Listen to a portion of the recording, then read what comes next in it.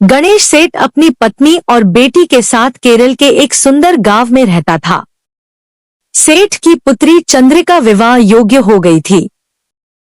चंद्रिका का रिश्ता सेठ सेठानी ने बचपन में ही तय कर दिया था। आज सेठ जी शादी की तारीख तय करके आए तो बहुत खुश थे। रात को अपनी पत्नी से बोले, मैं चंद्रिका का ब्याह बहुत धूमधाम से करूंगा। उसके लिए एक नौलखा हार भी बनवाऊंगा। सेठानी बोली, हाँ, चंद्रिका नौलखा हार में कितनी सुंदर लगेगी, मगर आप हार बनवाएंगे किससे? अपने चंदू सुनार से बनवाऊंगा। वो अपने बारीक काम और सफाई के लिए पूरे केरल में मशहूर है। सेठ जी बोले, केवल काम की सफाई के लिए नहीं। सेठानी ने अपनी बड़ी बड़ी आंखें मटकाते हुए कहा, चंदू अपने हाथ की सफाई के लिए भी बहुत मशहूर है। चंद्रिका के गहने उससे मत बनवाना। ऐसा क्यों? सेठ जी ने पूछा। क्योंकि चंदू को आभूषण दिखाना या उससे कुछ बनवाना खतरे से खाली नहीं। मेरी सहेली ज्योति ने उसे 10 तोले की सोने की माला चमकाने को दी तो वो 9 तोले की रह गई। रमा ने मोतियों का हार बनवाया तो मोती नकली निकले। न जाने चंद्रिका के गहने बनाने में वो हमें कैसे ठगेगा। कुछ नकली निकला तो चंद्रिका के ससुराल में बहुत बेइज्जती होगी। सेठानी की बात सुन सेठ जी कुछ सोचने लगे। कुछ देर बाद बोले, मैं चंद्रिका का हार तो चंदू से ही बनवाऊंगा। देखूं वो मुझे कैसे ठगता है। आप ऐसी भूल मत कीजिए। चंदू ने बड़े बड़ों के छक्के छुड़ाए हैं और आप तो सीधे साधे इंसान हैं। चंदू के सामने आपकी एक नहीं चलेगी। आपका ही नुकसान होगा। सेठ जी मुस्कुराते हुए बोले, तुम फिक्र मत करो, मैं बहुत सावधान रहूंगा। अगले दिन सेठ जी ने चंदू को बुलाया और उसे सारा काम समझा दिया। फिर वे बोले, देखो चंदू, लोग कहते हैं कि तुम अपने काम में काफी हेराफेरी करते हो। चंद्रिका के गहनों में मैं ठगा जाना नहीं चाहता, इसलिए मेरा एक आदमी हमेशा तुम्हारे साथ रहेगा और तुम मेरे कायला के पार बने मकान में काम करोगे। सेठ जी की बात सुनकर चंदू दुखी हो गया।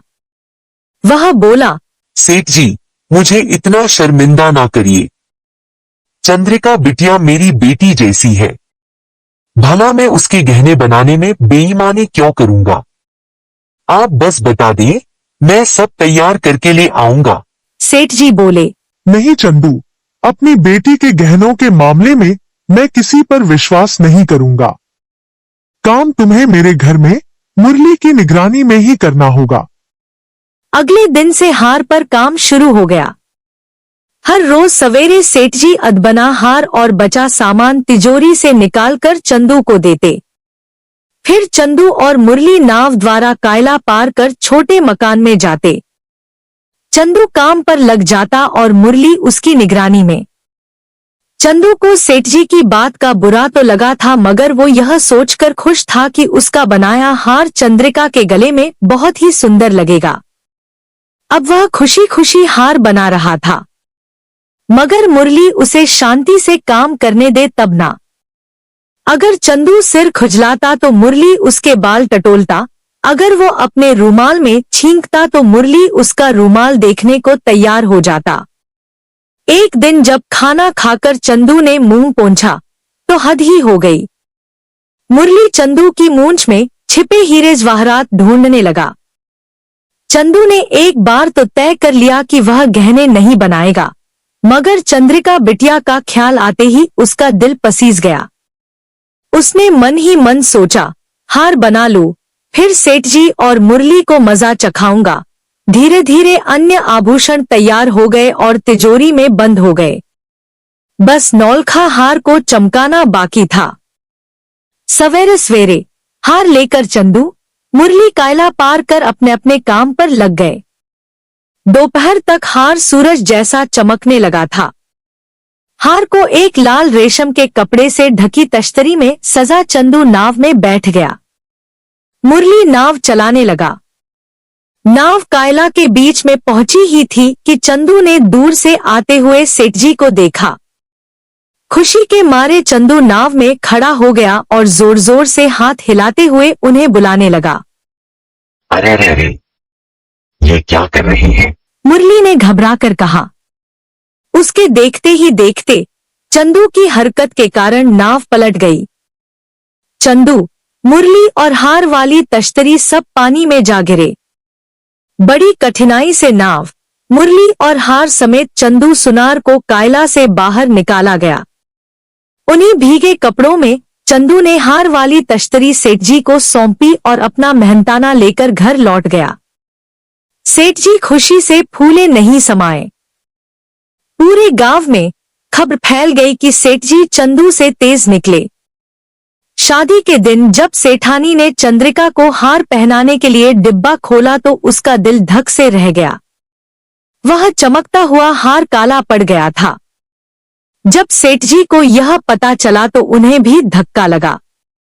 आखिरकार चंदू सुनार ने उनको ठग ही लिया। सेठ जी ने तुरंत चंदू को बुला भेजा। चंदू भी हंसता हुआ आ गया। सेठ जी के हाथ में असली हार रखते हुए बोला, यह लीजिए आपका हार। मेरे वादा करने पर भी आपने मुझ पर विश्वास नहीं किया, इसलिए आपको सबक सिखाने के लिए मैंने यह सब किया।